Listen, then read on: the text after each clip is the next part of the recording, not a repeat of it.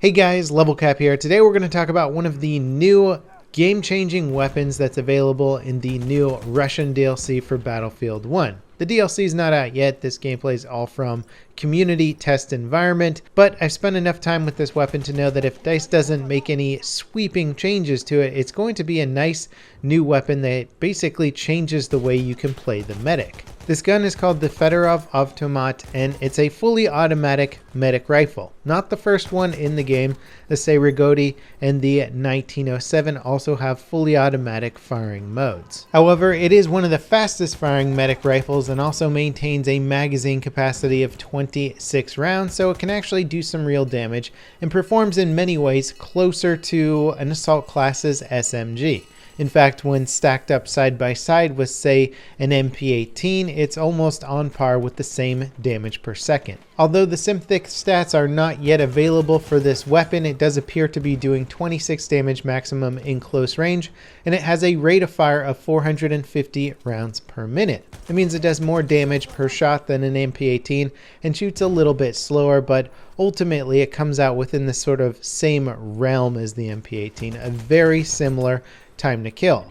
What does this do for the medic class in general? Well, it allows you to be very aggressive with the medic, play up close with the assault classes, actually get some kills, and at medium range it's not too bad either. Of course, you did have similar options with the auto-loading extended medic rifle, but that one was limited to semi-automatic fire, which made it a little bit trickier to use in general.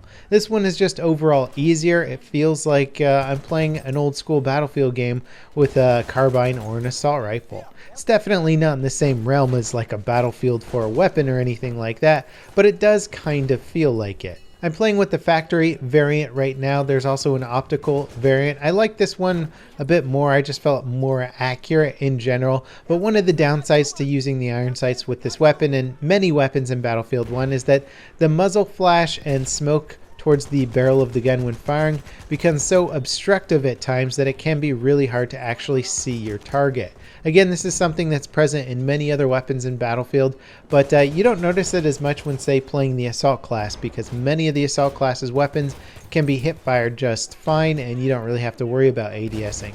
This one's a little bit more reliant on the ADS mechanic, although it does have decent hip fire in very close quarter engagement. So you have both of those as an option. It really does feel like I have sort of an SMG type weapon for the medic class. In fact, I'd probably draw more performance comparisons with the Ribby rolls for the assault class, which is definitely a fan favorite for those of you who like to ADS a bit more in your combat. Now, why do I consider this to be such an important weapon for the medic? Well, previously the medic really only had one option for good close quarter aggressive weapons, and that was the auto-loading extended. It was the only thing with enough ammunition and damage per second to try and hold its own in close quarter combat, but it did have a semi-automatic only fire mode, which made it more difficult to use, especially for the average Battlefield player.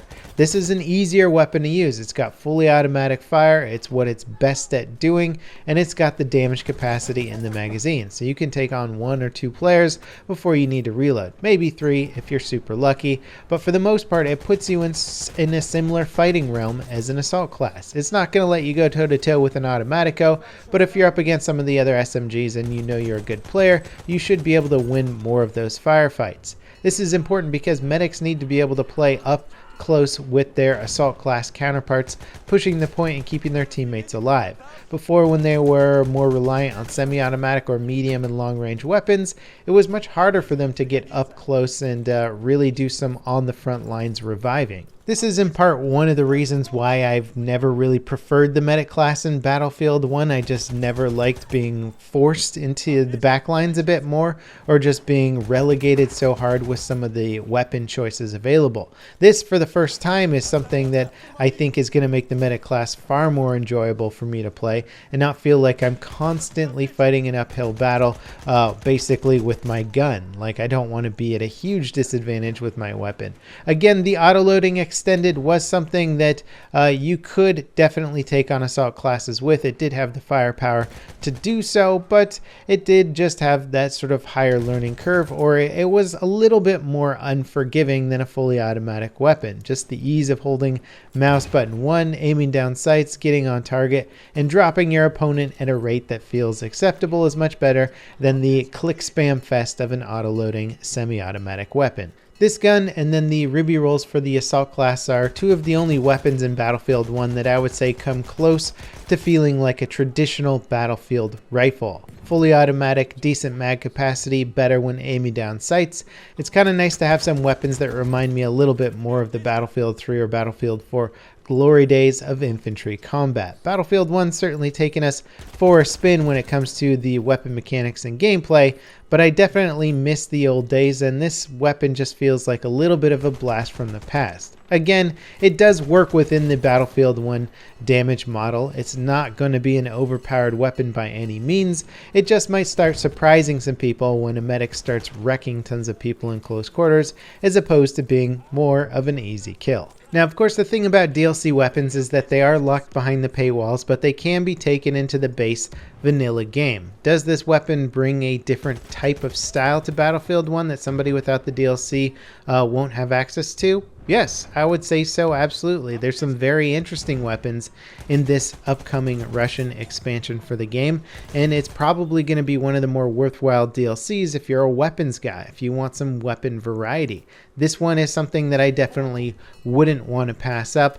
On the same front, though, it is a little disappointing that there doesn't seem to be any more vanilla weapons on their way. I think it would be kind of cool if, even with the sort of paywall content, items being locked behind the paywall with DLC, if DICE would come out with like maybe 1 or 2 free weapons for the vanilla game for everybody to sort of whet their appetite and get them inspired perhaps to buy the DLC. This would definitely be a good gun to tease people with, just to be like, hey, there's plenty more where this one came from, and this one's actually going to change up the gameplay quite a bit and allow you to do things with the medic class that you never thought you could do. Whether or not you think it's unfair to put some combat options behind a paywall is kind of up to you, but I think I would rather have DLCs come out with interesting new weapons that add variety and new combat styles to the game rather than just give us more of the same. We did see a lot of that with Battlefield 4 and other games where we get a bunch of new assault rifles and stuff, but there just wasn't a huge amount of variety